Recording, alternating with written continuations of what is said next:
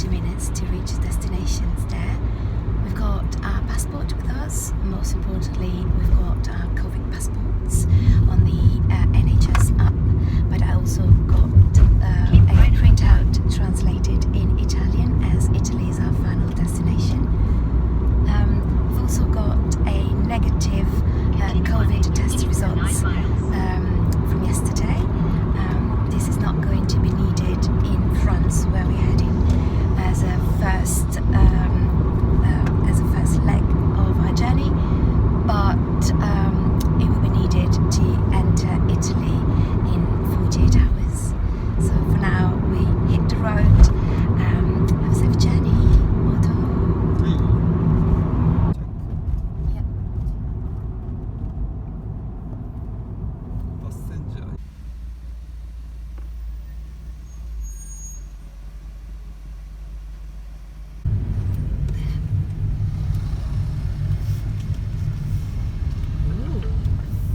You've arrived.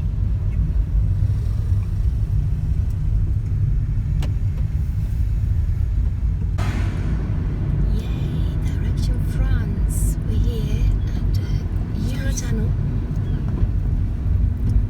Follow the arrow for France. Passport control. Passport control here gets interesting. Non, c'est sécurité, reason. La sécurité.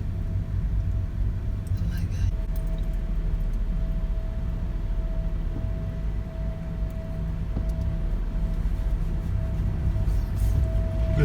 見て見てすごいね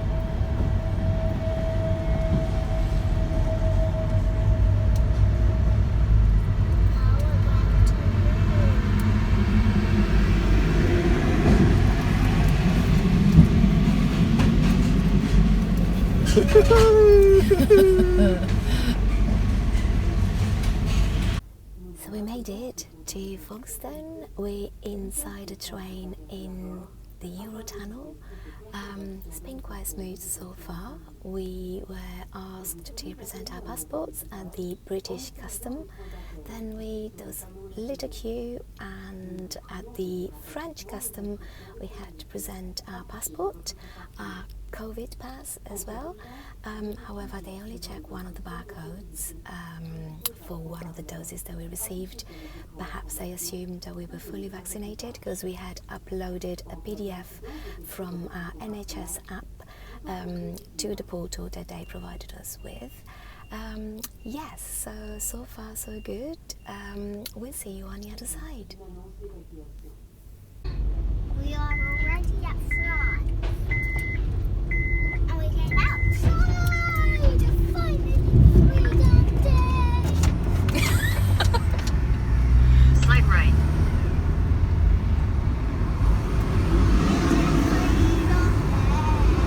Continue for 1 kilometer. Outside France we are in France. We are in France right now. We're in France! France.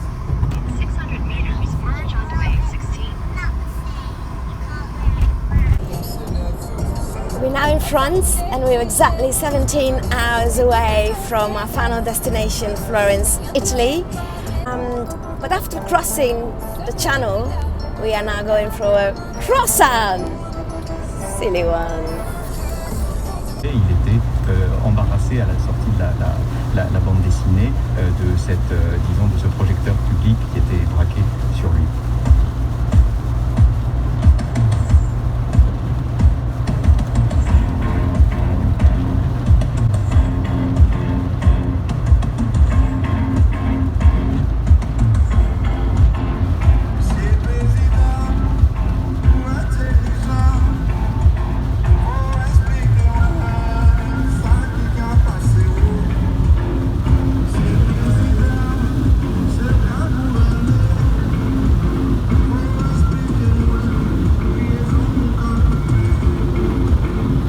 Our stop for lunch is somewhere around here.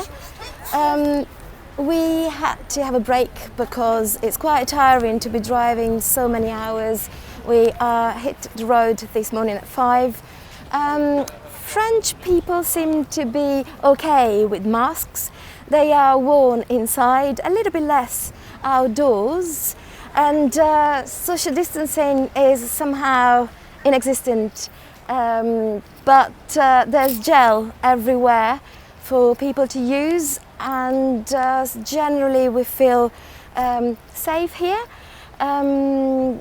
But it's time to hit the road again. Our next destination will be for the night, and we'll see you there. It's a medieval town, a little bit of suspense here. We'll show you later.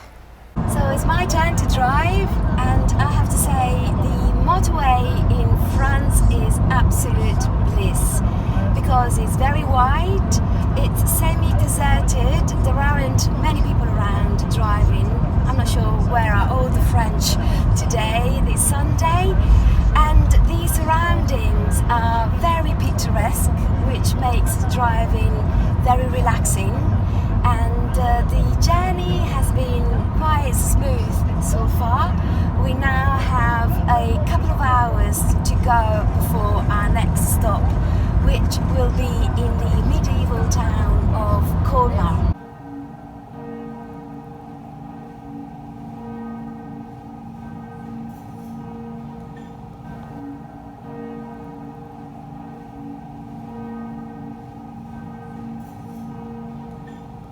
Here at the Hotel Saint-Martin, they tell me that the business is going okay, but the future looks uncertain.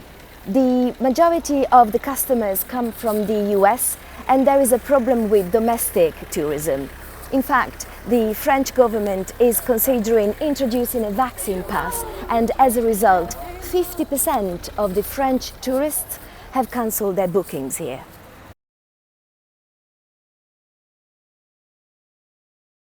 We've stopped for the night in the medieval city centre of Colmar in this delightful hotel, which was a great surprise for us. The city was really vibrant. Tourism seems to really have picked up here. We detected some Spanish accent and obviously some French accent. People were out having dinner, restaurants were packed, beautiful ice creams. The city centre streets of Little Venice were full of people enjoying themselves, and so did we. Now we are heading the second day of travel. Around 7 hours to our final destination, which is Florence. So we're now approaching the Switzerland border. We've decided to try this In route. 600 meters, continue onto E25. We've checked from home the entry measures, and we should be okay because we double vaccinated.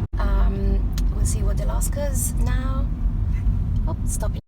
Yay! We made it! We crossed the Switzerland border, although we were rather nervous this time because we know that the government has special rules in place to stop the spread of variants, which they apply to visitors from India and from the UK in particular.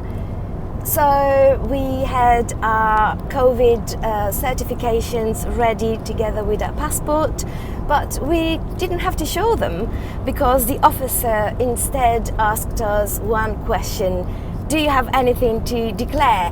Which means, are you carrying any alcohol? So before I could freak out, we were asked to pull over, and another officer approached us. This time, she just basically offered us a toll pass, like this one, which is a sticker. Here we go. That you buy to apply to your car, so that you don't have to stop at toll stations. They don't have any in Switzerland for 36 years. they've used this other system of stickers instead. And obviously we did buy the sticker for something like 40 Swiss franc, approximately 40 pounds, and we are on the road again. We've got another 7 hours to drive until our final destination in Italy. We didn't expect this traffic jam in Switzerland, and we're now getting a bit fidgety because in order to enter Italy you need to provide a test done in the 48 hours before you enter the country, so this is getting tight now. Also, we're not entirely sure whether our vaccination status will be recognized in Italy, because we know the government is not extending the green pass to the UK. But we haven't had any update, so we head into the border with some uncertainties there. We're hoping that the traffic jam that we left behind us was to avoid bottlenecks inside the Gotthard tunnel, which is 17 kilometers long. And now we are really hoping that when we'll see the light, literally there'll be no traffic on the road, so that we can speed up to the Italian border before our COVID test expires.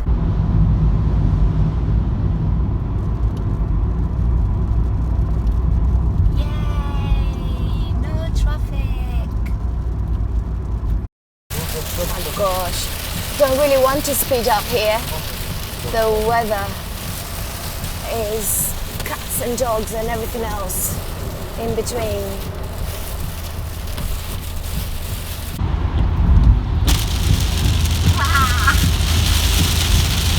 Oh my god.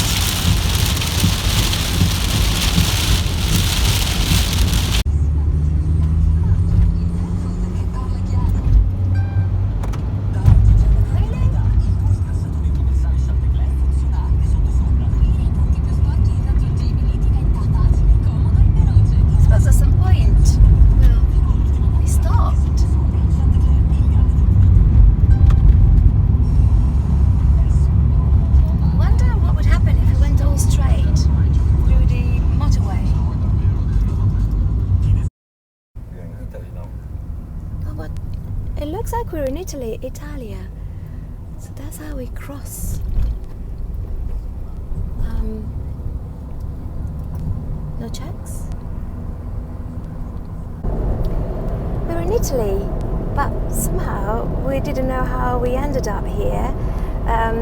We had no checks, virtually.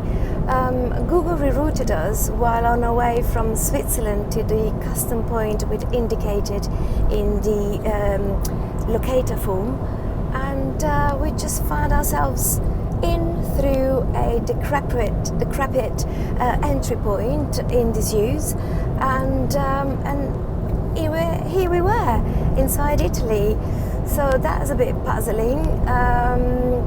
We did try to contact the custom centre and the health number indicated on the Italian government website.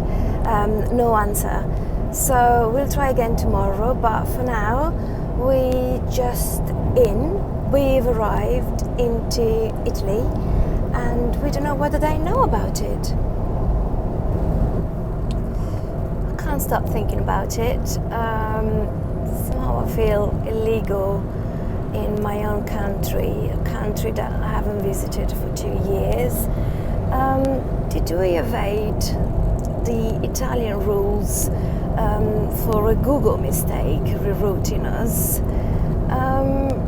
What could we have done?